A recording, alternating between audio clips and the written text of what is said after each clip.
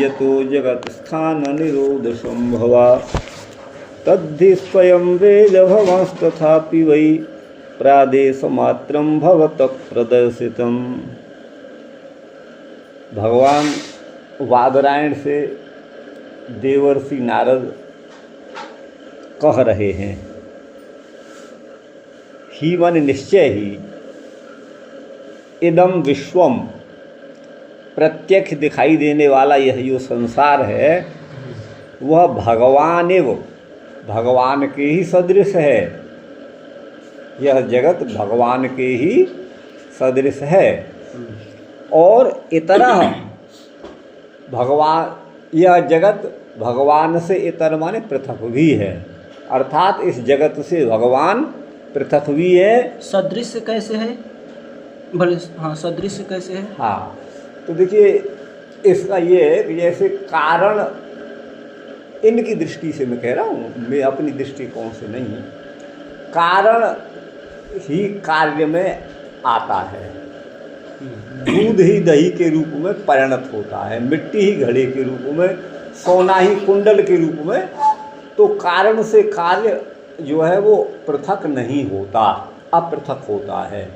मिट्टी मिट्टी के घड़े से पृथक नहीं हो सकती, आकार बदल जाता है। तो मिट्टी और घड़ा तात्विक दृष्टि से वो मिट्टी ही है।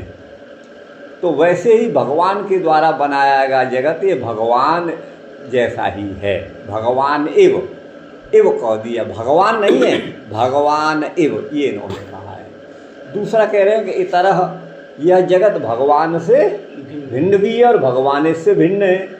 कैसे? यद्यपि घट में मृतिका ही ओतप्रोत है, व्याप्त है, मिट्टी का ही विकार या परिणाम घट है, लेकिन फिर भी जो कार्य घड़ा जल धारण आदि कार्यों को जो घट कर सकता है वो मिट्टी नहीं कर सकती। इसीलिए कारण और कार्य में पार्थक्य भी है। वैसे ही इस जगत में और भगवान में पार्थक्य भी है। कर दीजिए, बंद कर दीजिए, विघ्न है तो कर दीजिए। जगत में और भगवान में पार्थक्य भी है। माने सादृश्य तो ये है, सादृश्य तो आप इतना मानिए भगवान है वो, कि भगवान अपने द्वारा रचे गए जगत में स्वयं अनुप्रविष्ट हैं। तत्सृष्ट्वा तदेवानुप्राविशत। परमात्मा ने सृष्टि को, यद्यपि वो पहले से ही हैं, लेकिन चूंकि जगत पहले नहीं था, प्रलय के अवस्था का वर्णन है। तो इस जब सृष्टि रची तो उससे पहले प्रलय थी, तो प्रलय की अवस्था में जगत नहीं था। लेकिन जब भगवान ने जगत को रचा तो जहाँ जहाँ जगत है वहाँ वहाँ भगवान यद्यपि पहले से ही हैं, लेकिन जगत तो नहीं था पहले। तो भगवान का इसलिए उसमें अनुप्रवेश कहा गया है। जगत बनने के बाद भगवान घटपट आदि समग्र पदार्थों में व्याप्त हैं। तो सारे विश्व को भगवान का अपना स्थूल रूप इसी प्रकार से माना है। इसका भाव है कि भगवान इस सारे जगत में व्याप्त हैं और इतरह वस्तुतः भगवान जगत से भिन्न है, क्योंकि यह जगत तो आगमा पाई है, आने और जाने वाला है, किंतु परब्रह्म परमात्मा आगमा पाई नहीं है। यह जगत अनित्य है लेकिन परमात्मा नित्य है। यह जगत सुख दुख मोहात्मक है, त्रिगुणात्मक होने से सत्व का कार्य सुख, रजस का दुख, तमस का मोह। तो त्रिगुणात्मक जगत में ये तीनों ही भाव सुख दुख और मोह ये दिखाई देता है, लेकिन परमात्मा इन त्रिगुणों से परे हैं, पृथक हैं। उनमें गुणों का गंध भी नहीं, वो गुणातीत है। तो वस्तुतः भगवान ही जगत रूप में परिवर्तित नहीं हुए। भगवान ने अपने शरीर से जगत को रचा। अब आप कहोगे कि भगवान का शरीर तो भगवान से पृथक हो गया, या वो एक ही बात है, आप ये कह सकते हैं वो तो एक ही बात है।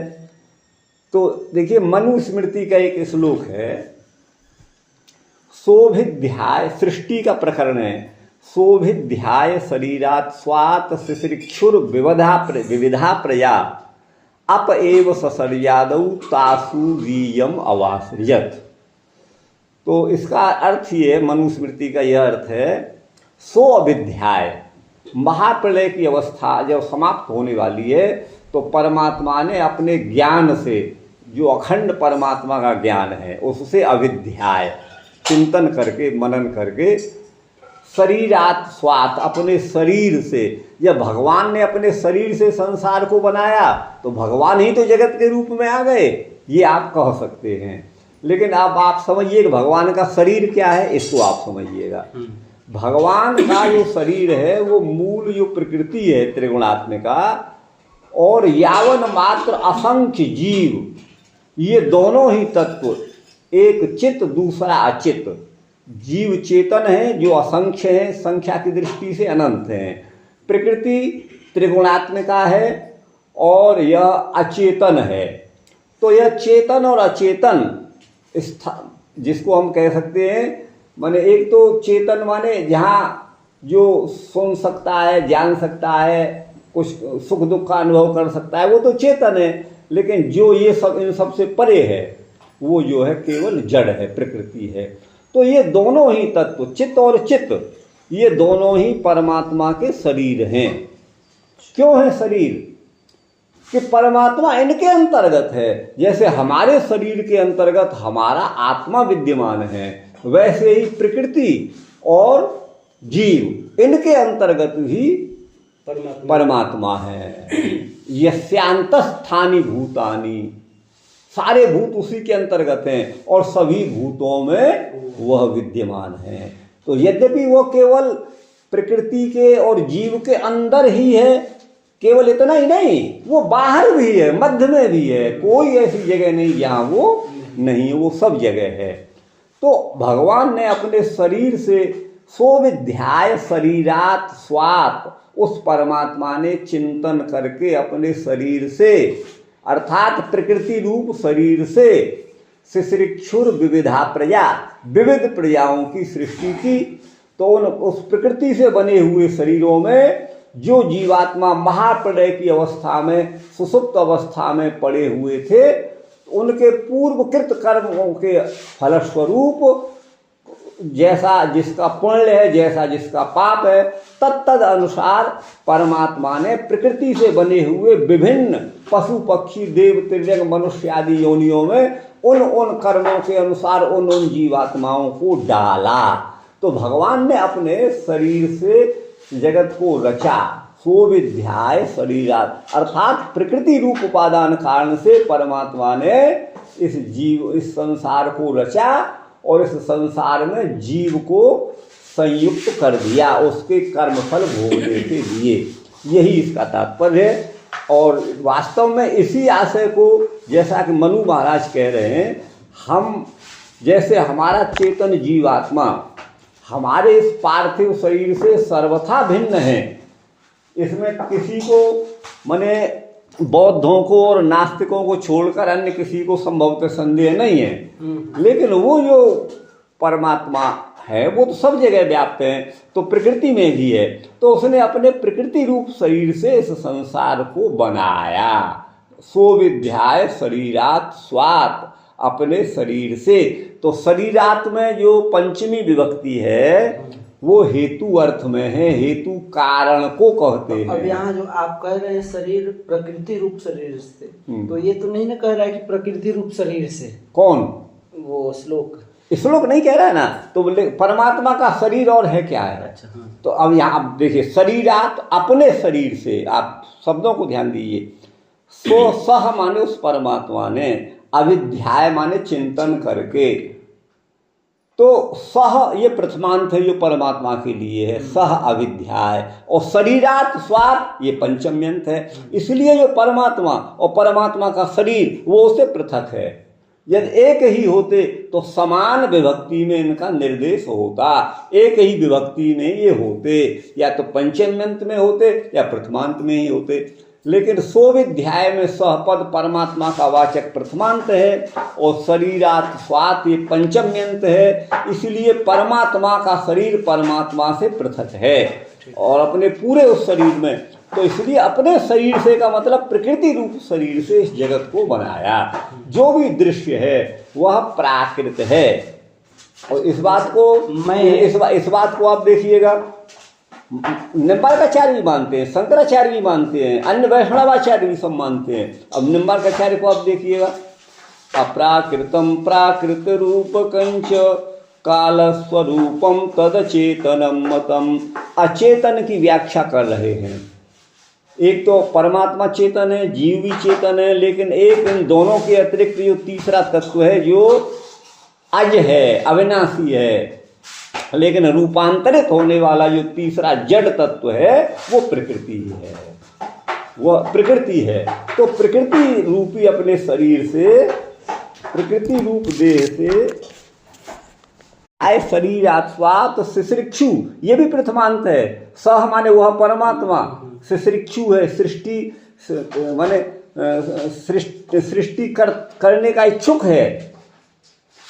जैसे मैं और मेरा नेत्र, ये अलग हो गया। मैं, हाँ, मैं और मेरा, यह मेरा नेत्र है।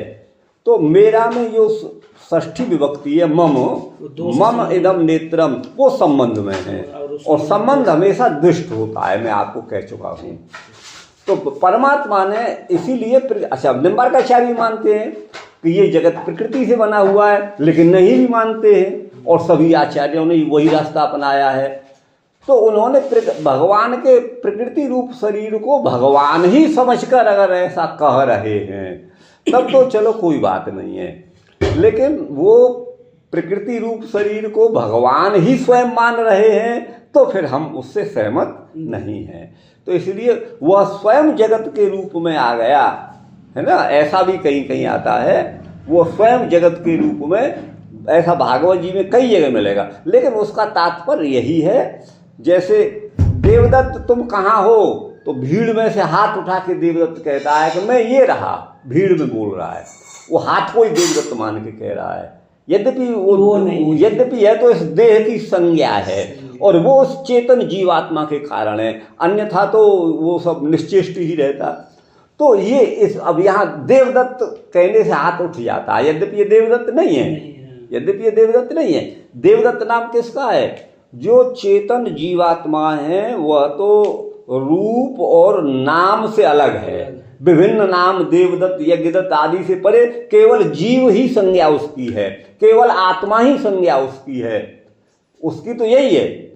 और उसके विशेषण अजह नित्य शाश्वतोयम पुराणो न हन्यते हन्यमाने, ये सब विशेषण है उनके। संज्ञा तो बस वही है, नाम तो उसका जीव है, अब नाम तो वस्तुतः आत्मा है। अत सातत्य गमने से आत्मा बना है, जिसकी सतत स्थिति रहती है वो आत्मा है। लेकिन वही आत्मा जब अपने कर्म फल भोग के लिए विभिन्न योनियों में आता है तो जीव प्राण ने, जीव धातु प्राणन, श्वसन क्रिया, तो श्वसन क्रिया होती है शरीर के द्वारा, तब इसमें जीवात्मा रहता है। और श्वास को बंद कर दो, जीवात्मा चला जाएगा, बोले जा नहीं है तो हम भाग जाएंगे, इसीलिए उसकी जीव संज्ञा हो गई, जीव प्राणने से। तो ये जो है, ये दोनों ही प्रकृति और जीवात्मा परमात्मा के शरीर हैं। तो प्रकृति रूप अपने शरीर से संसार, दृश्य संसार को बनाया, और उसमें अप्रत्यक्ष जो उनका जीव रूपी शरीर परमात्मा का है, उनके कर्म फल भोग के लिए तत्त कर्मानुसार तत्त योनियों में परमात्मा ने उस संसार में योजित कर दिया। तू जो है बंदर बन जा, तू बिल्ली का बच्चा बन जा, तू तो नालायक है कुत्ता बन जा, तू तो और नालायक है या सुअर बन जा, तेने अच्छे कार्य किए तू चल मनुष्य बन जा, तू और अच्छा है तो चलो ब्राह्मण बन जा, अच्छा तू और तेने अच्छे कर्म किए तो चलो विद्वान बन जा, चलो और तेने अच्छे कर्म किए तो मेरा भक्त बन जा।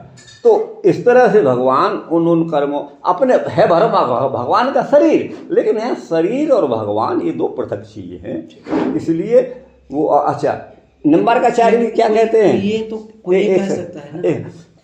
निम्बार्काचार्य को देखिए, अप्राकृतम प्राकृत रूप कंच काल स्वरूपम तद चेतनम मतम। ये संसार जो है प्राकृत है। अब प्राकृत शब्द को आप बनवाइए किसी से तो वो कहेगा प्रकृति शब्द से बना है, यही तो कहेगा, यही तो कहेगा प्रकृति शब्द से बना है। अच्छा, और प्रकृति का जो विकार है, तस्य विकार सूत्र से अण प्रत्यय हो गया, तो प्रकृति आदिवृद्धि हो गई, प्र के को प्राकृति भवसंज्ञा होके यसे टीके से टी के ही का लोप हो गए, तो हलंत होके उससे मिला प्राकृतम, अड़के उससे मिला प्राकृत बन गया। सुअम पूर्व रूप प्राकृतम, यही तो बनेगा। तो प्रकृति का विकार ही प्राकृत है। स्वयं निम्बारकाचार्य कह रहे हैं अप्राकृतम, ये अप्राकृत माने एक तो अप्राकृत जो प्रकृति से नहीं है लेकिन जड़ है, वो क्या है? भगवत धाम। ये निम्बारकाचार्य के मत में जो भगवत धाम है वो जड़ तो है लेकिन वो इस प्रकृति का नहीं बना हुआ है तो जड़ अचेतन है। वो जड़ है भगवान का धाम। भगवान का धाम जड़ है, अचेतनम मतम। मैं नहीं कह रहा हूँ, वही कह रहे हैं आप। देखिए भगवान का धाम अचेतन कैसे? देखिए है ना, अप्राकृतम प्राकृत रूप कंच काल स्वरूपम, तीसरा काल है, काल भी जड़ है। ध्यान दीजिए, यद्यपि भगवान ने कहा है कालो हम, मैं काल हूं, सबका जो है संहार करने वाला मैं काल हूं, ये तो है ना। अच्छा, तो वो जो जड़ वस्तु है वो एक तो काल है, वो भी जड़ वस्तु है, अचेतन है। और एक प्राकृत प्रकृति से बना हुआ ये संसार, ये भी अचेतन है, जड़ है। और अप्राकृत और प्राकृतम, अप्राकृत हो गया भगवत धाम। तो भगवत धाम जो है वो जड़ होते हुए भी अचेतन है। और प्राकृतम हमारा जो धाम है ये जड़ होते हुए भी अचेतन है कि चेतन है? नहीं, वो अचेतन है, जड़ है, ये कह रहा हूँ। भगवत धाम होते हुए भी वो चिन्मय दिव्य होते हुए भी अचेतन है, ये कह रहा हूँ। तो फिर वो अचेतन कैसे हुए? नहीं, भगवान का धाम यहाँ पर है नित्य गोलोक धाम, उसको अचेतन माना है।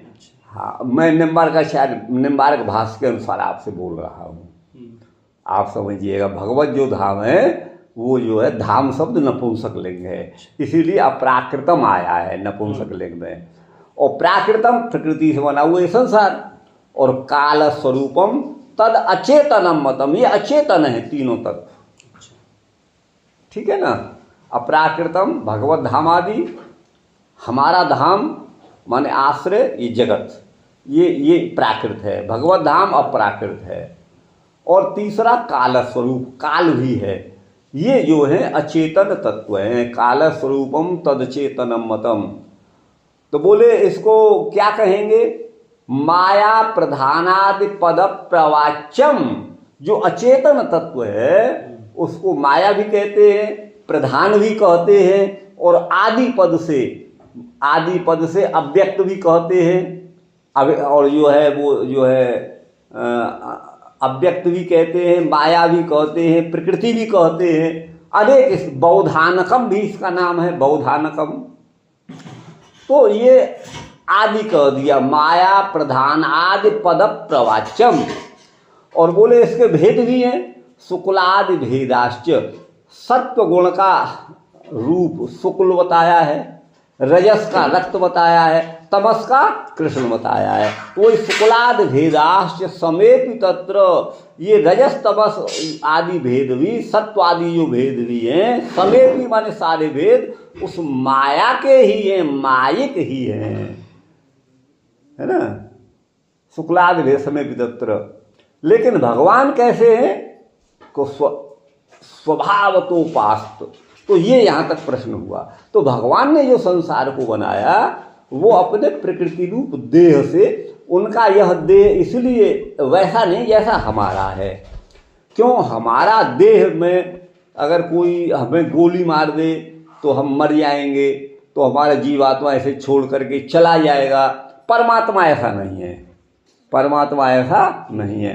क्यों? परमात्मा का शरीर रूप जो प्रकृति है अथवा जीवात्मा है वो सदा सदा नित्य हैं, रहने वाले हैं, वो अनपाई हैं, अनागत हैं, अनादि हैं, अनंत हैं। तो वो परमात्मा का शरीर, परमात्मा उनसे अलग नहीं हो सकता और इनका नाश भी नहीं हो सकता। क्योंकि प्रकृति को भी ये रूपांतरित तो होती है, लेकिन उस प्रकृति को हमारे शास्त्रों में, उपनिषदों में अजा कहा गया है। अजामेकाम लोहित शुक्ल कृष्णाम बहुवी प्रजा सृजमाना। इस प्रकार से ये अपने स्वरूप, अपने समान रूप प्रजा का सृजन करती है। भगवान है, भगवान। हाँ, तो भगवान और उनका शरीर, माने परमात्मा और उनका शरीर में क्या भेद है? हाँ हाँ ना, शरीर तो प्रकृति उनका शरीर है, लेकिन उनका शरीर तो दिव्य है, तो वो कैसे? नहीं, वो दिव्य, वो जो आत्म रूप तत्व वो तो दिव्य है, लेकिन प्रकृति तो अचेतन है। अच्छा, ये एक बात और आपको बता दूं, मैं वही बात कह रहा था कि जैसे हमारा इस शरीर के बिना हमारा अस्तित्व तो नहीं रहेगा, फिर हम कहीं दूसरे शरीर से पकड़ लेंगे, इससे संबंध छूट जाएगा। लेकिन परमात्मा का ऐसा नहीं है, वो शाश्वत स्वरूप है। जड़ प्रकृति भी उनका शरीर है जो हमेशा हमेशा रहने वाला तत्व है, क्योंकि इसको अनादि निधना कहा गया है। प्रकृति को अनादि निधना कहा गया है, और अनादि निधना वेदवाणी को भी कहा गया है। अनादि निधना नित्या वाग उत्सृष्टा स्वयं भुवा आदौ वेदमयी यस्मात् यतः सर्वा प्रवृत्त, ऐसा आया है। तो चलो हम वहीं पर आते हैं कि भगवान मनु कहते हैं कि अपने प्रकृति रूप देह से भगवान ने इस जगत को बनाया, तो इसलिए शरीर और शरीरी में अभेद मान करके, यद्यपि भेद है लेकिन देह और देही में अभेद मान करके ये कह दिया जाता है कि भगवान ही जगत के रूप में आ गए। वास्तव में भगवान ये जड़ नहीं है। अगर भगवान ही जो चेतन भगवान ही और आनंद स्वरूप परमात्मा ही जगत बनते, तो परमात्मा का गुण जो धर्म है, माने अनंतत्व, सर्वज्ञत्व, सर्वज्ञातृत्व, सर्वनियंत्रकत्व, सर्वनियामकत्व, और जो आनंदमय जो भगवान का शरीर है वह इस संसार में भी हमें दिखाई देता, और एक क्षण के लिए भी वो इससे अलग नहीं होता। लेकिन ऐसा नहीं देखा जाता है। और ये जो परमात्मा का शरीर प्रकृति को माना है, ये हमारे जैसा शरीर नहीं है, ये तो एक आलंकारिक वर्णन है, औपचारिक कथन है। आप समझिएगा, औपचारिक कथन है। हम तो बिना इस शरीर के कोई भी क्रिया नहीं कर सकते, लेकिन वह परमात्मा तो अपाण पादो जवनो गृहीता, वह परमात्मा तो यत्तद अदृश्यम अग्राह्यम इत्यादि वेद कहते हैं। वह जो है ज्ञानेंद्रियों का भी विषय नहीं है। आंख देख नहीं सकती, कान सुन नहीं सकता, त्वक स्पर्श नहीं, तो वो तो अदृश्यम, ये जो है ज्ञानेंद्रियों का परिचायक बोधक शब्द है। अग्राह्यम, ये हस्तेंद्रिय से ग्रहण करते हैं, तो वो ये कर्मेंद्रिय हो गई, वो कर्मेंद्रियों का भी विषय भी नहीं है, और वो बिना हाथ पैर के भी सब कुछ करने में सक्षम है ना। बिन पग चले सुने बिनु काना, आनन रहे तो सकल रस भोगी, बिन वाणी बक्ता बड़ योगी। तो वो हमारी तरह जैसे जीवात्मा का देह से संबंध है वैसा नहीं है। आप समझिएगा, वो तो एक काल्पनिक कथन है। उस काल्पनिक कथन के द्वारा परमात्मा की ये वास्तविकता बतलाई जा रही है कि जल प्रकृति में और चेतन जीव सूक्ष्म जीव में भी वो परमात्मा उसके अंतर्गत विराजमान है। और जैसे हमारी आत्मा के बिना इस शरीर का कोई अस्तित्व नहीं है, वैसे परमात्मा के बिना परमात्मा का शरीर रूप में कल्पित किए गए जीवात्मा का भी कोई अस्तित्व नहीं है, और प्रकृति का भी कोई अस्तित्व नहीं है। इसीलिए कह दिया वासुदेव सर्वमिति स महात्मा, इसी भाव से कहा गया है। अन्यथा तो ये जगत भिन्न है, परमात्मा भिन्न है, ये मेरा इसमें कहना है। तो अयम ही विश्वम भगवान निवेतरो, ये विश्व, इदम ही विश्वम, ये सारा विश्व भगवान के समान है और भगवान से भिन्न भी है। जो कार्य यथा घट है ना, दधि मधुआदि धारणे समर्थ भवति तथा मृत्तिका समर्था न जायते। जल को धारण करने में, मधु को धारण करने में, दुग्ध धारण करने में घट तो समर्थ है, लेकिन मिट्टी नहीं है। इसलिए कारण और कार्य में पार्थक्य है। तो वही ये बता रहे हैं, वस्तुतः परमात्मा जगत नहीं बनते। परमात्मा का शरीर जो काल्पनिक रूप से बताया गया है प्रकृति को, वही दृश्य रूप में जगत के रूप में आती है। ये इसका तात्पर्य है। हमारा सिद्धांत आप कहीं वेद पुराणों से उपनिषदों से काट नहीं सकते। और जो ये कहते हैं कि नहीं भगवान ही जगत बन गया, तो वो फिर उसका चैतन्य कहाँ गया, उसका आनंद कहाँ गया? फिर तो हम भगवान का दर्शन कर ही रहे हैं। हम एक पापी को देख रहे हैं तो भगवान को ही तो देख रहे हैं, हम एक कुत्ते को देख तो भगवान, तो हमारा मोक्ष क्यों नहीं हो सकता? फिर हमको ये सब परेशानियां क्यों आ रही है, ये दुख क्यों आ रहे हैं? काहे के लिए कुछ करे तपस्या? हाँ, नहीं कोई मतलब फिर नहीं रह जाता। तो इसलिए वो तो केवल बकनी बातें हैं, ये शास्त्रीय सिद्धांत नहीं है। हमारा जो अनुभव है, हमारा जो कथन है, वो वेद और शास्त्रों के विपरीत नहीं है।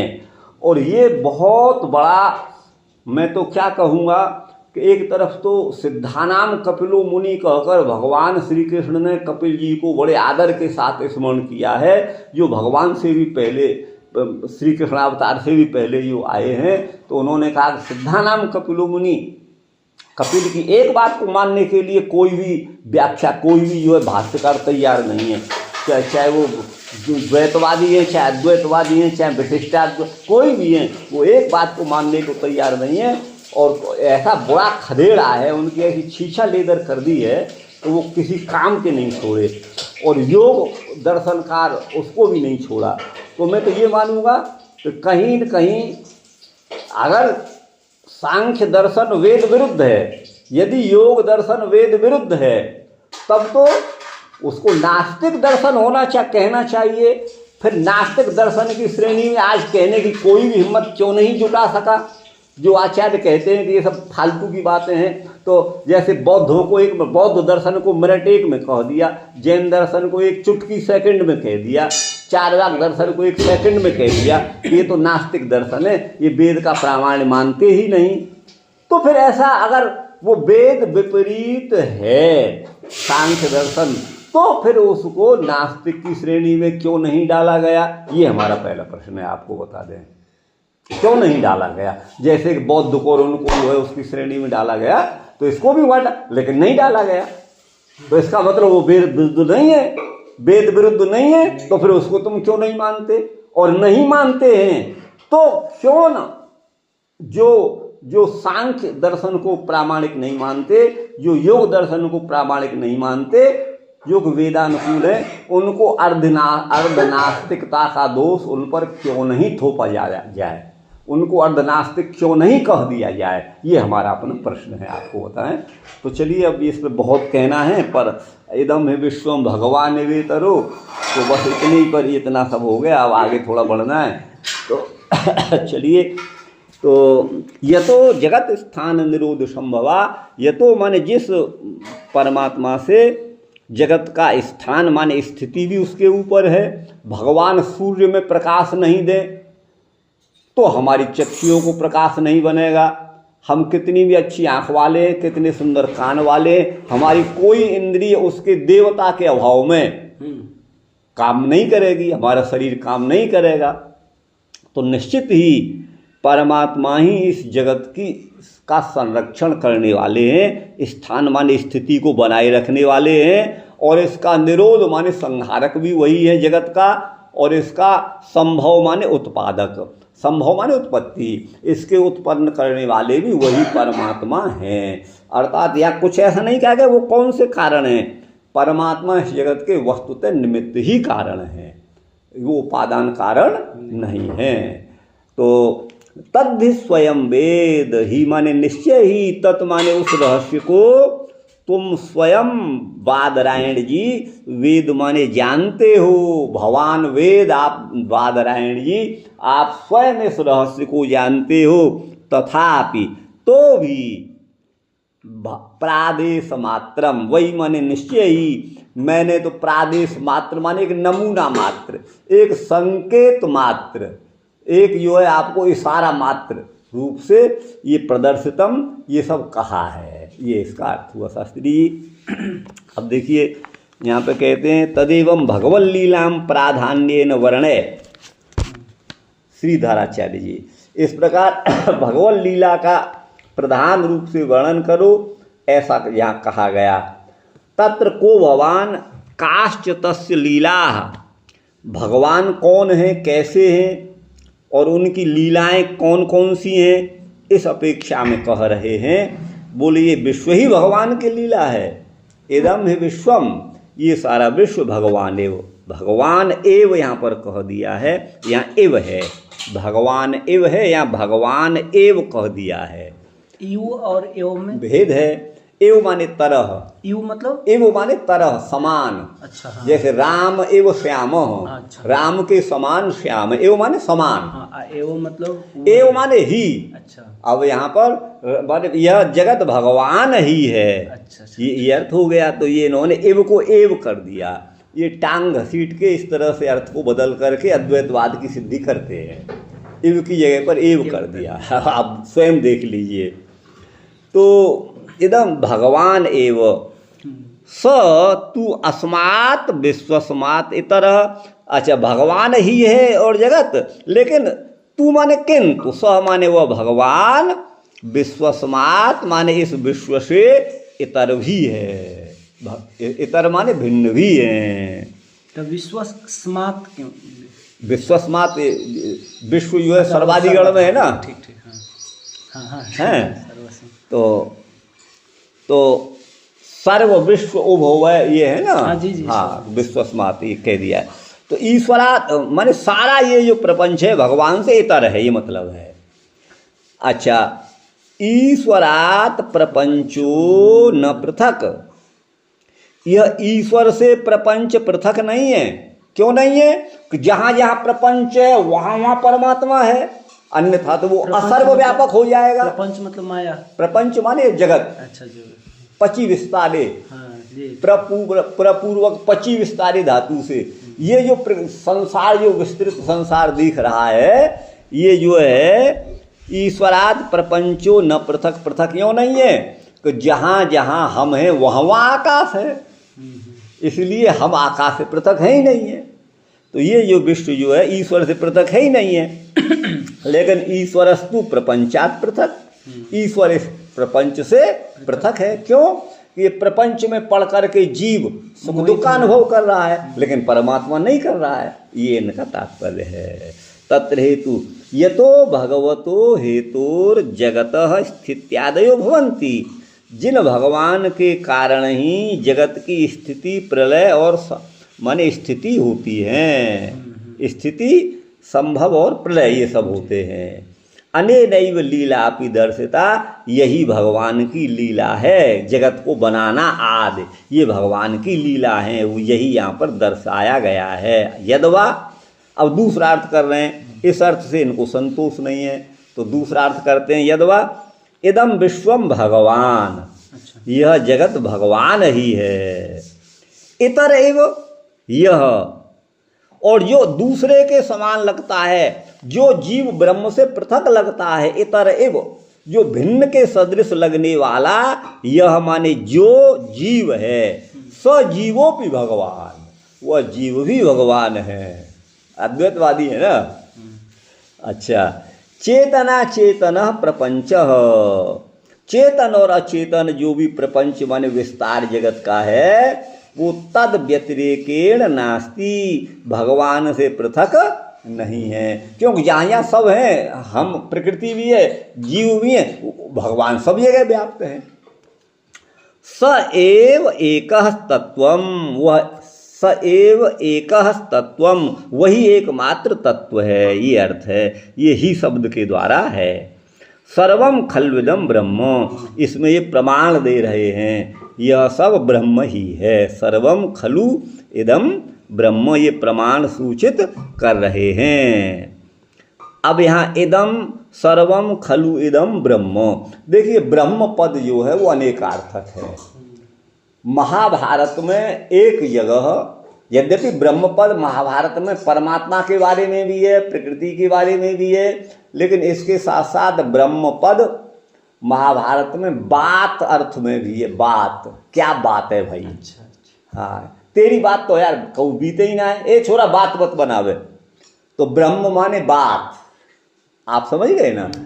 ब्रह्म माने परम पिता परमात्मा, महद ब्रह्म माने प्रकृति, ब्रह्म माने प्रकृति। और ब्रह्म पद का प्रयोग भगवद गीता में भगवान श्री कृष्ण ने शरीर के लिए भी किया है। जिसको सर्टिफाई केशव काश्मीरी भट्टाचार्य जी करते हैं, वो कहते हैं कर्म ब्रह्मोद्भवम विद्धि। इस श्लोक के भाष्य में, व्याख्या में केशव काश्मीरी जगत विजयी जो केशव काश्मीरी भट्टाचार्य लिखते हैं कि यह जो संसार का जो भी कर्म है वो ब्रह्म से उद्भव है। कर्म ब्रह्मोद्भवम विद्धि, कर्म को तुम ब्रह्म से उत्पन्न जानो। तो ये ब्रह्म माने शरीर, शरीर से ही कोई कर्म उत्पन्न होता है। और वो ब्रह्म, तो यहाँ ब्रह्म पद परमात्मा का वाचक नहीं है, क्योंकि यहाँ तो वह ब्रह्म है जो जन्मने और मरने वाला है। क्या प्रमाण? तो बोले श्लोक ही प्रमाण। यहाँ ब्रह्म का अर्थ वो पर ब्रह्म अर्थ नहीं, कर्म ब्रह्मोद्भवम विद्धि। और बोले कर्म तो ब्रह्म से माने देह से उत्पन्न होता है, ब्रह्म माने देह शरीर, और ये शरीर और ये ब्रह्म माने यह शरीर किससे है? तो कर्म ब्रह्मोद्भवम विद्धि ब्रह्माक्षर समुद्भवम। यह जो ब्रह्म माने देह है वो अक्षर माने त्रिगुणात्मिका अविनाशी अजा प्रकृति से उत्पन्न है। बहुत स्पष्ट बात। यद्यपि ये जो है कर्म ब्रह्माक्षर समुद्भवम का उन्होंने क्या किया है केशव काश्मीरी जी ने, ये मैं नहीं कह सकता, लेकिन कर्म ब्रह्मोद्भवम का अर्थ उन्होंने किया है कर्म ब्रह्म माने देह से उत्पन्न होता है, जो बहुत सटीक है, कोई भी गुंजाइश नहीं है। आगे उन्होंने वह ब्रह्म माने देह अक्षर से उत्पन्न है, यह अक्षर का अर्थ उन्होंने क्या किया है, लेकिन मैं ये कर रहा हूं अक्षर माने प्रकृति। प्रकृति को अक्षर भी कहा गया है, अव्यय भी कहा गया है, अव्यक्त भी कहा गया है। ये हम आपको अभी शायद 2-4 दिन पहले बता रहे थे। परस्तस्मात्तु भावोन्यो अव्यक्तो व्यक्तात् सनातन। इस अव्यक्त से एक अव्यक्त और परे है। तो मूल प्रकृति को भी अव्यक्त कहा गया है, और उस अव्यक्त प्रकृति का नियामक भी एक अव्यक्त परमात्मा है जो उससे परे है। परस्तस्मात्तु भावोन्यो अव्यक्तो अव्यक्तात् सनातन। यह सर्वेषु भूतेषु नश्यत्सु न विनश्यति। व्यक्त माने अव्यक्त रूपी प्रकृति से बनने वाले देह तो तिरोहित होते रहते हैं, आते जाते आगमा पाइए, नष्ट होना, जन्म लेना, पुनरपि जननम पुनरपि, लेकिन वो इससे परे जो अव्यक्त है वो अविनाशी है। परस्तस्मात्तु भावोन्यो। तो इसलिए यहाँ पर कर्म ब्रह्मोद्भवम विद्धि, ब्रह्म माने शरीर से उत्पन्न है, और यह ब्रह्म माने शरीर, अक्षर माने प्रकृति से उत्पन्न है। तस्मात् सर्वगतम ब्रह्म।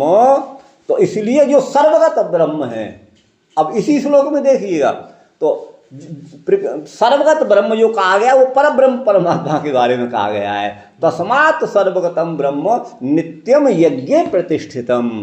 वो नित्य यज्ञ में प्रतिष्ठित है। यज्ञ क्या है? श्रेष्ठतमम कर्म यज्ञ, ये शास्त्र कहता है। जो भी हमारे द्वारा, मानव के द्वारा होने वाले वेदानुकूल श्रेष्ठ कर्म हैं वही यज्ञ हैं। इसीलिए केवल स्वाहा वाला यज्ञ नहीं है। अब देखिए भगवत गीता इसे आप देखिएगा, द्रव्य यज्ञास्तपो यज्ञ योग यज्ञास्तथा परे स्वाध्याय ज्ञान यज्ञाश्च यतः संसितव्रता। इतने यज्ञों के तो नाम भगवान ने बता दिए, और इसके बाद कहते हैं इतने ही नहीं है, एवं बहुविधा यज्ञ। इस प्रकार बहुत सारे यज्ञ वितता ब्रह्मणो मुखे। ब्रह्म माने वेद के मुख में हैं, ये सब इनका वर्णन किया गया है। कर्म जान विदितान सर्वान, उनको कर्म से उत्पन्न हुआ जानो, एवं ज्ञात्वा विमुख्य से भगवद्वाणी है। तो केवल स्वाहा वाला यज्ञ नहीं होता, द्रव्य यज्ञ भी है। आपने किसी गरीब को, एक दीन दुखी को द्रव्य की, रुपये पैसे की सहायता कर दी, आपका द्रव्य यज्ञ हो गया।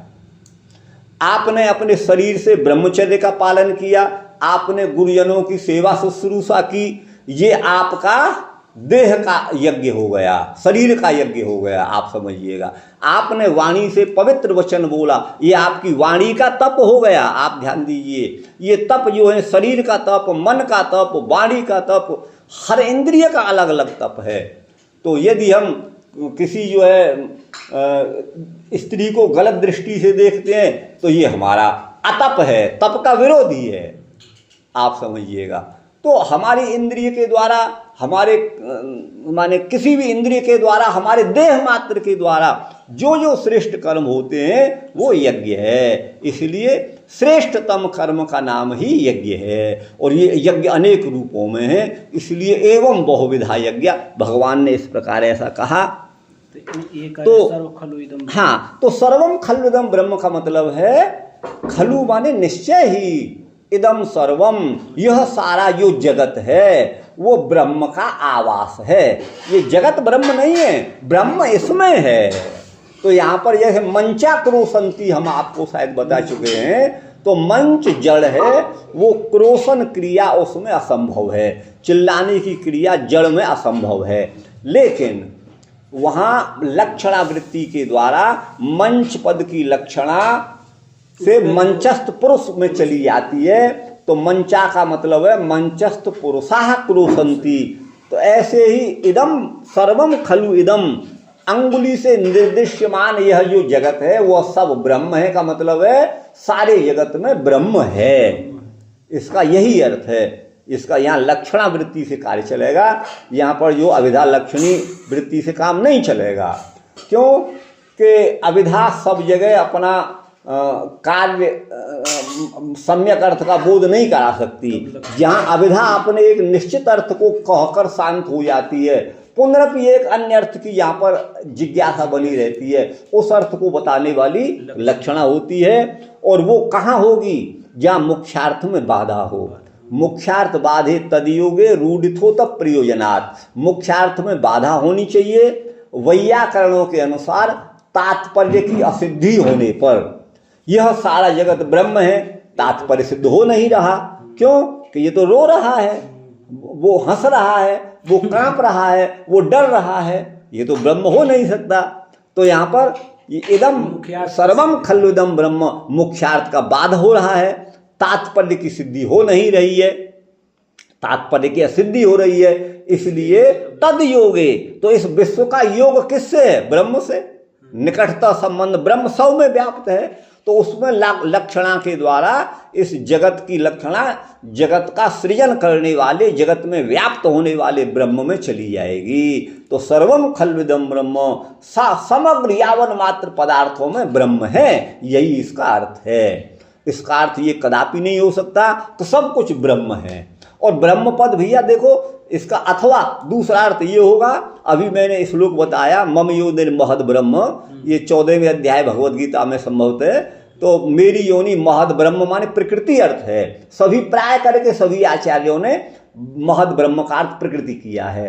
तो ब्रह्म माने प्रकृति, सर्वम खलु इदम ब्रह्म, खलु माने निश्चय ही, यह सब ब्रह्म माने प्रकृति है, ये प्राकृत है। ये यहाँ लक्षणा की जरूरत नहीं पड़ेगी क्योंकि मुख्यार्थ बाधित नहीं हो रहा है। इसके अलावा इसका और कोई भी अर्थ नहीं है। और मैं नहीं कह रहा हूँ ब्रह्म का अर्थ प्रकृति, ये तो बड़े बड़े आचार्य और शास्त्रकार कह रहे हैं, शास्त्र पुराण कह रहे हैं।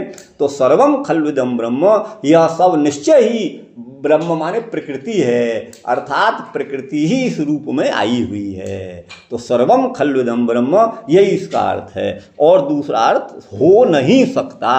और जो लोग ये मानते हैं कि नहीं ये तो ब्रह्म ही है, वो महान अंधेरे में है। उनका फिर जो है कोई गति, वो तो मैं कहूँगा मेरी दृष्टि में वो बेचारे हैं, बेचारे वो जो हैं, उसके अलावा उनके लिए और कोई शब्द नहीं है।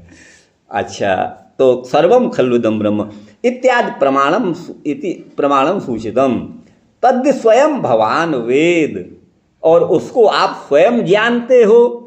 प्रादेश मात्रम माने एक देश मात्रम, उसका एक नमूना मात्र, बानगी मात्र। एक देश का मतलब है आप तंडुल पका रहे हैं, देवदत्त ओदनम पचती, ओदन पका रहे हैं, तो ओदन पका के नहीं, एक दाना आप लेके देखेंगे, नमूना, जैसे बानगी कह सकते हैं, बानगी, वही प्रादेश मात्र, एक संकेत मात्र आपको मैंने दिया है। ये जो है नारद मुनि जी कह रहे हैं। तो प्रादेश मात्रम माने एक देश मात्रम, अर्थात आचार्यवान पुरुषो वेद। आचार्यवान, आचार्य पद जो है इसकी आंग पूर्वक चर धातु से रिहलोर ण्यत से ण्यत प्रत्यय होकर के आचार्य पद बनता है। जो स्वयं आचरण करता है वेदानुकूल और अपने शिष्यों को भी आचरण कराता है, उसे आचार्य कहते हैं। उसे आंग पूर्वक चर धातु से रिहलो ऋण्यत से ण्यत प्रत्यय होकर आचार्य पद बनता है। आचनोति बुद्धिम माने आचारम स्वयं आचरति, आचारम ग्राहयति वा आचार्य। जो स्वयं वेदानुकूल आचरण करता है, अपने शिष्यों को वैसा आचरण कराता है, उसे आचार्य कहते हैं। तो वही यहाँ पर कहा गया है कि कहाँ गया, हाँ, तो आचार्यवान, आचार्यवान का मतलब है जिसने अपने गुरु को स्वीकार कर लिया है, जो गुरु की शरणागति में आ गया है। जैसे धन वाला, धन जिसके पास, आचार्यवान वैसे ही आचार्य वाला, अर्थात जिसने किसी अपने श्रेष्ठ गुरु को अपना आचार्य मान लिया है। और देखिए एक वार्तिक है, चरे रांग चागुरऊ, आपने संभवतः पढ़ा हो, नहीं भी पढ़ा हो। चरे रांग, आंग पूर्वक चर धातु से आचार्य पद बनता है, लेकिन यहाँ वो वार्तिक कह रहा है गुरु से भिन्न अर्थ में। आचार्य का एक सीधा सा अर्थ गुरु भी है, आचार्य माने गुरु, आप समझिएगा। तो आचार्यवान पुरुषो वेद, जो समित पाणी श्रोत्रियम ब्रह्मनिष्ठम, श्रोत्रिय और ब्रह्मनिष्ठ गुरु की शरण में समित पाणी होकर के उपस्थित हो गया है, जिसने अपनी सारी इच्छाओं को, सांसारिक वासनाओं को छोड़ करके गुरु के आदेश का पालन ही अपने जीवन का एक अभिन्न अंग बना लिया है, ऐसा आचार्यवान पुरुष ही वेद उस ब्रह्म तत्व को समझता है। आचार्यवान पुरुषो वेद इत्यादि श्रुत्यर्थ संपादनाय, इस श्रुति के अर्थ का, वेदार्थ का संपादन करने के लिए ये मैंने प्रदर्शितम आपसे एक थोड़ी सी बात कही है। अच्छा, अब आगे चलिए गुरु भाई, इसका ये देखिए कहाँ पर है। तत्र भगवल लीलयोर मध्य, भगवान की लीलाओं के मध्य में इत्यर्थ। कारणादि कार्यम न पृथक अस्ति, कारण से कार्य पृथक नहीं है। जैसे मृदो घटवत, मिट्टी से घड़ा अलग नहीं है। अच्छा, कारणम ही कार्याद पृथक अस्ति, वो कारण कार्य से पृथक ही है, मिट्टी घड़े से पृथक भी है, अर्थात घटान मृदेव, घड़े से मिट्टी के समान। तो ये तो व्याख्या हम कर ही चुके हैं, आप समझ गए होंगे। तदेवाह, उसी को कहते हैं तत्रेति। तत्र, तत्र पर विसर्ग दिया है, ये विसर्ग नहीं होना चाहिए। प्रपंचात पृथक्त्वे, प्रपंच माने दृश्य जगत से परमात्मा की पृथकता में, अनेनैव माने इसी के द्वारा, विश्व स्थानादि कथनेन, विश्व की स्थिति आदि माने प्रलय संभव ये सब स्थिति आदि भगवान के द्वारा है। श्री नारद जी ने वेद व्यास देव के लिए, श्री व्यास देव के लिए सर्गादि 10 लक्षणवत, अत्र सर्गो विसर्गश्च ऐसा आया है, आएगा, आगे पढ़ेंगे, आप आगे पढ़ेंगे। तो ये जो बताया है सर्ग आदि जो 10 लक्षणों के समान श्रीमद् भागवत को सूत्र रूप से सूचित किया है। स्थान पद के द्वारा स्थानम तु प्रत्यक्षतः एव दृश्यते, दृश्यते है, ये स्थान तो प्रत्यक्ष ही दिखाई देता है। स्थान का मतलब जगत की स्थिति हमको दिख रही है। ये देखिए, ये सड़क है, ये वृक्ष है, ये घोड़ा दौड़ रहा है, ये हवाई जहाज, ये तो स्थान मानी स्थिति है, ये तो प्रत्यक्ष गोचर है। पोषणम, पोषण ये है ना, अत्र सर्गो, पुराण के जो 10 लक्षण बताए ना, अत्र सर्गो विसर्गश्च वंशो मनवंतराणी च ईशानुचरितम, इस तरह से है वो। तो पोषणम, पोषण और मनवंतर, पोषण और मनवंतर और वंश, ठीक है ना जी। और वंशानुचरित, वंश में उत्पन्न होने वाले माने राजाओं आदि के चरित्र है ना, उक्ति चरितोक्ति नामपि, इन सब का भी स्थिति अंतर्गतत्वमेव, ये जगत की स्थिति में ये सब पोषण, मनवंतर, वंश और वंशानुचरित ये जो 10 लक्षण वहाँ बताए गए हैं, इनमें से ये लक्षण स्थिति में आ जाते हैं, माने स्थान में। ये है ना स्थान, स्थान माने जगत की स्थिति, ये मतलब है, आ जाते हैं। विमर्शतः, विमर्श से आयाति, आते हैं। संभव पदेन, स्थान ये निरोध और संभव, संभव पद के द्वारा सर्ग और विसर्ग माने रचना और विसर्ग माने प्रलय, इनको कहा गया है ना। और निरोध पद के द्वारा मुक्ति और आश्रय, इनको कहा गया है। अब ये संभवतः 10 हो जाएंगे, आप गिन लीजिएगा। तो देखिए, पोषण, मनवंतर, वंश और वंश्यानुचरित 4 हो गए जी, है ना। वंश्यानुचरित तोक्ति नाम अपि, तोक्ति नाम अपि, ये न को म कर लीजिए, ये म है, ये वाला, ये हाँ, बस ये स्थिति के अंतर्गत है। विमर्शतः और संभव के द्वारा सर्ग और विसर्ग हो गए, और निरोध पद के द्वारा मुक्ति और आश्रय, 8 हो गए ना। आत्यंतिक लये अवधित्वेन हरिरेव आश्रय, आत्यंतक लय में की अवधि जो है वो हरि ही है, हरि ही आश्रय हैं। आत्यंतिक लय एव ही मोक्ष, आत्यंतिक लय का नाम ही मोक्ष है। तद यद वेदम ही विश्वमिति, यदवा माने अथवा, यदवा है अथवा, यदवा माने अथवा, इदम माने यह, ही माने निश्चय ही, जो विश्व है वो पूर्वार्ध के द्वारा जीवन मुक्ति को कहा गया है। इदम ही विश्वम, यहाँ तक ये तो जीवन मुक्ति को कहा गया है। तस्या सर्वत्र आत्मदृष्टि भावना रूपत्वात्, सर्वत्र आप आत्मदृष्टि की भावना, अपने समान सबको देखना रूप है। पूर्व व्याख्यान में विश्व पद से, पूर्व व्याख्यान में इन्होंने जो व्याख्यान किया है, विश्व पद से किन्हीं के मत में, के सांचिन मते जड़ प्रपंच एव गृह्यते, है ना। इस विश्व पद से जड़ प्रपंच जो हमें दिखाई दे रहा है वही लिया जाता है। चेतन, जीव तो चेतन है, जीव से चेतनत्वात्, इसलिए वो जड़ नहीं है, वो तो चेतन है जीव तो। तेन तद अग्रहणम, तेन तद ग्रहणम न भवति, तद का दहलंत है, इसलिए तद माने उस जीव का ग्रहण यहाँ नहीं होता है।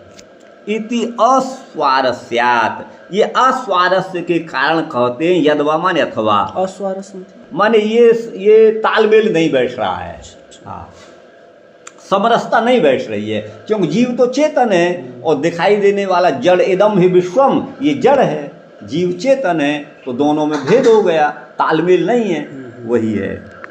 तो श्रुति व्याख्यात प्रायैवेति, इस श्रुति, ये श्रुति वचन प्राय करके व्याख्यात ही है।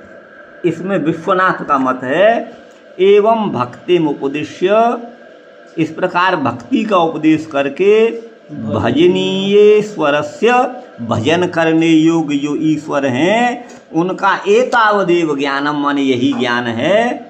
भक्ति प्रथमम अपेक्षितव्यम, भक्तों को भगवान की भक्ति ही की ही प्रथम अपेक्षा करनी चाहिए, इसीलिए उनको उपदेश देते हैं। इदम दृश्यमानम विश्वम, ये दृश्य में तालब विषय है, दंत कर दिया है इन्होंने, ये आपके, हाँ, ये है। ये दृश्यमान जो विश्व है भगवान एवं भगवान के समान, सद एवं सत के समान, अर्थात चेतनमेव चेतन के समान, आनंद रूप के समान है। न तो साक्षात सच्चिदानंद रूपो, माने ऐसा है लेकिन सच्चिदानंद रूप नहीं है, साक्षात वही नहीं, हाँ वही नहीं है। भगवतः सत्वादीनां सार्वकालिकत्वाद् विश्वस्य सत्वादीनां क्वाचित्कत्वादिति भावः। देखिए भगवान का जो भगवान है सत्व चित आनंद, तो सत्य माने सत्व, भगवान का सतपना, सत्वादि जो है वो सार्वकालिक है। भगवान हमेशा ही सत्य हैं, हमेशा ही चित्त हैं, हमेशा ही आनंद स्वरूप हैं, लेकिन जगत का तो है ना, विश्वस्य सत्वादि, इनका जो सत्वादिक है वो तो क्वाचित कत्वात्, कभी कभी है, माने कभी जीव आनंद में रहता है, कभी दुख में रहता है, ये मतलब है। ये तो असौ भगवान इतर, इसीलिए भगवान के समान होता हुआ भी इतर है, अर्थात विश्वस्माद अन्य, इस विश्व से भगवान पृथक हैं। कथम विश्वम भगवान एव, और कथम भगवान विश्वस्माद इतर, भगवान विश्व के समान और विश्व से भिन्न ये कैसे हैं? तो कहते हैं यस्मात् माया शक्ति मतो भगवतः, वही माया को आ रहे हैं, भगवान ने माया माने प्रकृति से बनाया। तो अब ये इन्होंने क्या कहना प्रारंभ कर दिया, माया भगवान की ही शक्ति है। अरे भगवान के तो सब हैं, क्योंकि उन्हीं के नियंत्रण में है। तो माया शक्ति बताओ, माने माया रूप अपनी शक्ति वाले जो भगवान हैं, उनके सकाशात माने उनके द्वारा, उनके समीप से जगत का स्थान माने स्थिति, निरोध माने प्रलय और संभव, ये विश्व जो है वो कार्य रूपत्वात्, कार्य रूप है। केनचिद अंशे नैव तद्रूपत्वं निरूप्यते, किसी अंश में ही इस जगत को भगवान का रूप बताया, किसी अंश में, सर्वथा नहीं है। भगवतः तत्कारणत्वात् इतरत्वम, भगवान इस जगत के कारण है, कारण कार्य से पृथक होता है, घड़े से मिट्टी अलग होती है, ऐसे भगवान भी हैं। सर्वम खल्विदम ब्रह्म, ये श्रुति वचन के द्वारा भी ब्रह्म कार्यत्वादेव, देखिए वही बात आ गई ना, इदम सर्वम खल्विदम ब्रह्म, यह सारा जगत ब्रह्म का बनाया हुआ है, ब्रह्म का कार्य है। तो वही अर्थ यहाँ कर रहे हैं, ब्रह्म कार्यत्वादेव, यह जगत इदम विश्व इदम सर्वम खल्विदम ब्रह्म, निश्चित ही यह सब कुछ जो है वो ब्रह्म का कार्य है, ब्रह्म नहीं है। देखो ये अर्थ वही कर रहे हैं ना, सर्वम खल्विदम का। जी जी। तो ब्रह्मत्व का अतिदेश है, आरोप है, भगवान नहीं है विश्व। मैं आपसे यही कह रहा था ना, वही यहाँ पर बात आ गई, आप देखिएगा, ये ज्ञापित होता है। तत्सर्वम भगवद अवतारत्वात्, आप तो भगवान के अवतार हो बादरायण जी, इसलिए त्वम वेद एव, आप जानते ही हैं, तो भी आचार्यवान पुरुषो वेद, भाई साधक को गुरु जरूर बनाना चाहिए। अब एक बात मैं आपको बता दूं, स्वामी राम सुखदास हमारे अपने जगत के अपने समय के उच्च कोटि के संतों में थे, और उनके प्रवचन, उनके सिद्धांत, उनके वचन बड़े अमृत के समान मान करके गीता प्रेस से आज भी कल्याणों में उनके वचन आ जाते हैं, और हमारी भी श्रद्धा है, और हमको भी उनके 2-3 बार प्रवचन सुनने का अवसर मिला वृंदावन में, तो हम अपने को इसलिए भाग्यशाली मानते हैं। तो ये कौन सा वो था, आचार्यवान, तो वो लोग, वो अपना उनका एक कथन था जो आजकल उनके चेलाओं में प्राय कर है, जो उनको अपना गुरु मानते हैं, वो ये कहते हैं गुरु की कोई खास जरूरत है नहीं, गुरु के बिना भी सब कार्य होगा। वो कहते हैं कि तुम अच्छे कार्य करो, भगवान का भजन करो, गुरु की कोई आवश्यकता नहीं है, ऐसा वो कहते हैं। लेकिन उनका यह कथन इस वचन के विपरीत जाता है।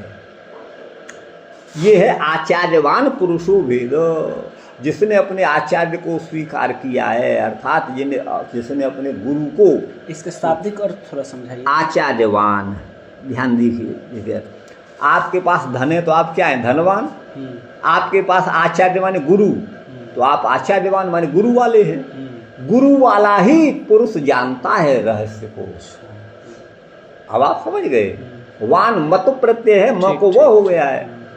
आचार्य वाला अर्थात गुरु वाला ही, जिसने गुरु को बना लिया है, स्वीकार कर लिया है, गुरु के मार्ग पर चल रहा है, गुरु के आदेश को मान रहा है, ऐसा आचार्यवान पुरुष ही वेद जानता है। इति, इस न्याय से प्रादेश मात्र मान दिंग मात्र, नमूना मात्र, बानगी मात्र, कोटि परार्धादपि अधिक प्रमाणस्य, करोड़ों परार्ध संख्या से भी अधिक प्रमाण हैं। भगवतस् तद भक्तिश्च, भगवान और उनकी भक्ति के, तद ऐश्वर्य ज्ञानस्य, भगवान का जो ऐश्वर्य ज्ञान है उसका प्रादेश मात्र माने एक अंश मात्र, अर्थात दशांगुल मात्रे प्रदर्शितम। दशांगुल शब्द का प्रयोग वेद में हुआ है ना, दशांगुलम, वो है आता है। पादोस्य विश्वाभूता आया है ना, वो दशांगुलम, तो वो माने उसका मतलब एक अंश मात्र। दशांगुल का अर्थ ये लगा दशांगुल, ऐसा नहीं लगा लेना वो एक अंश मात्र है। अच्छा, प्रादेश ताल गोकर्ण तर्जन्याद युते ततः इति अमर। अमर कोश में प्रादेश का इसका दिया है, माने इसका दशांगुल का ये आगे कहते हैं प्रादेश ताल गोकर्ण तर्जन्याद युते ततः। तो ये प्रादेश मात्र का दिया है, प्रादेश ताल गोकर्ण माने गाय का कान और तर्जन्याद युते, तर्जनी तर्जन्याद तर्जनी अंगुली, अंगुली। ये देखिए इसको प्रादेश मात्र ऐसा कहते हैं यूँ। मैंने छोटा सा। हाँ हाँ हाँ, ये इति पदर्श ये है अमर कोश, ये 2 हो गए 20। देखिए क्या समझ लिया।